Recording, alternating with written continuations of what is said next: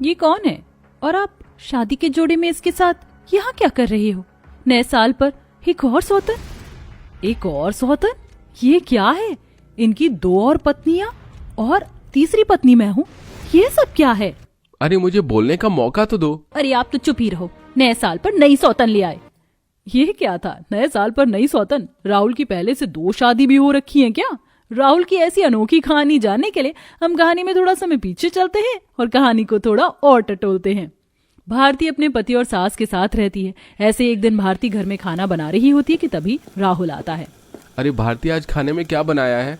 आज मैंने आपके लिए खास आपकी पसंद की सब्जी बनाई है। आपको मिक्स वेज बहुत पसंद है ना, इसलिए आज मैंने मिक्स वेज बनाया है।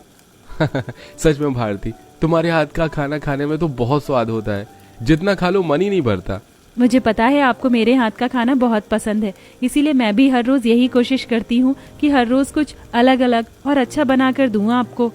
वैसे आज मैं भी तुम्हारे लिए कुछ सरप्राइज लेकर आने वाला हूँ। क्या? मेरे लिए सरप्राइज? हाँ, तुम्हारे लिए सरप्राइज। मुझे नहीं पता कि तुम्हें वो सरप्राइज कैसा लगेगा, पर मैं तुम्हें ठेस नहीं पहुंचाना चाहता और तुमसे ज्यादा दिन झूठ नहीं बोल सकता। इसलिए आज तुम्हारे लिए मैं वो सरप्राइज लेकर ही आऊंगा। आप ऐसे क्यों बातें कर रहे हैं? अरे आप मेरे लिए कुछ ला रहे हो, प्यार से ला रहे हो तो अच्छा ही होगा ना। और आप जो भी ला रहे हो मुझे पसंद ही आएगा, आप चिंता मत कीजिए। अच्छा ठीक है, मैं शाम को सरप्राइज के साथ आऊंगा, तब तक मेरा इंतजार करना। अच्छा अब मैं चलता हूँ, मेरा लंच पैक कर दो। राहुल इतना बोलकर काम के लिए चला जाता है और वहाँ राहुल प्राची से मिलता है। प्राची, तुम अब भी सोच लो, मैं तुमसे सच में प्यार करता हूँ और मैं भारती को भी छोड़ नहीं सकता। तुम अगर फिर भी मेरे साथ रहना चाहती हो तो हम दोनों आज ही शादी कर लेंगे। मेरे पास कोई रास्ता भी नहीं है। मैं तुमसे इतना प्यार करती हूँ कि तुमसे अलग होकर रह नहीं सकती। और अब हम इतने समय से एक दूसरे से प्यार करते तो मुझे भी ये लगता है कि शादी कर लेनी चाहिए। ठीक है, अगर तुम मेरे लिए इतना कर सकती हो तो मैं भी तुम्हें इतना आगे आने के बाद नहीं छोड़ सकता। हम दोनों आज ही शादी कर लेंगे। राहुल और प्राची दोनों शादी करते हैं। शाम के समय भारती घर पर तैयार बैठी थी। वो आने ही वाले होंगे। उन्होंने कहा था कि आज वो मुझे कुछ सरप्राइज देंगे। मैं भी तैयार हो जाती हूँ। क्या पता हम कहीं बाहर डिनर के लिए जाएं। थोड़ी देर में दरवाजा खटखटाने की आवाज आती है। भारती जैसे ही दरवाजा खोलती है तो वहाँ सामने बाहर राहुल और प्राची दोनों शादी के जोड़े में थे। ये क्या है? आप दोनों शादी के जोड़े में? ये कोई मजाक हो रहा है? नहीं भारती, ये तुम्हारी सौतन है। हम दोनों कॉलेज के समय से ही एक दूसरे से प्यार करते थे, लेकिन परिवार के दबाव में आकर मुझे तुमसे शादी करनी पड़ी। तुम्हारा स्वभाव इतना अच्छा था कि मैं तुम्हें ठेस नहीं पहुंचाना चाहता था, लेकिन मैं प्राची के बिना भी नहीं रह सकता था, इसलिए हम दोनों ने शादी कर ली। मुझे पता है कि तुम बहुत अच्छी लड़की हो, तुम्हें बहुत बुरा लगा है, लेकिन हम मजबूर थे। प्यार के हाथों हमें माफ कर देना। अब मैं क्या करूं? मैं अपने मायके भी नहीं जा सकती। इतनी मुश्किलों से उन्होंने मेरी शादी करी है, और अगर मैं शादी के कुछ ही दिनों में अपने मायके वापस जाऊंगी तो उन्हें कैसा लगेगा? वैसे भी राहुल जी मेरी इतनी इज्जत कर रहे हैं, प्राची भी मुझे समझने की कोशिश कर रही है, तो मुझे भी थोड़ा एडजस्ट तो करना ही पड़ेगा। क्या हुआ भारती, तुम कुछ बोल क्यों नहीं रही हो? देखो मुझे पता है तुम बहुत गुस्सा हो, लेकिन तुम बात तो करो। हाँ, मैं बहुत गुस्सा हूँ, लेकिन अब मैं कुछ कर नहीं सकती। और वैसे भी आप दोनों इतना प्यार करने के बाद भी मेरे बारे में सोच रहे हो, इसीलिए मैं भी आप लोगों के खिलाफ नहीं जाऊंगी। भारती अपनी सौतन को अपना लेती है और अब दोनों सौतन एक साथ एक ही घर में रहते हैं। कुछ दिनों बाद भारती खाने में मिक्स वेज बनाती है। ये देखिए राहुल जी, मैंने आपके लिए मिक्स वेज बनाया है। अरे वाह, मिक्स वेज! सच में ये तो बहुत ही टेस्टी है।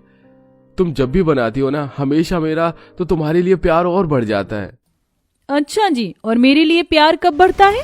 अरे तुम्हारे लिए भी हमेशा प्यार रहता है। ऐसे कैसे बात कर रही हो? अच्छा, तो मैं खाना बनाती इसलिए मेरे लिए प्यार है, और यहाँ इन मैडम के लिए कुछ ना करने पर भी प्यार? अरे तुम दोनों तो मुझे फंसा रही हो। मुझे काम पर भी जाना है, मैं काम पर जा रहा हूँ। राहुल घबराते हुए भागता है। शाम के समय राहुल जब घर आता है तो दोनों पत्नियों को लड़ाई करते हुए देखता है। तुम ना खुद को ज्यादा समझो मत। मैं समझती हूँ अच्छे से तुम आजकल इतना तैयार होकर क्यों रहती हो। जब तुम समझती हो तो इसमें बुद्धू बनने वाली क्या बात है? अरे राहुल जी के लिए मैं तैयार हो रही हूँ, पति हैं वो मेरे। हाँ हाँ, राहुल सिर्फ तुम्हारे पति नहीं, मेरे भी पति हैं।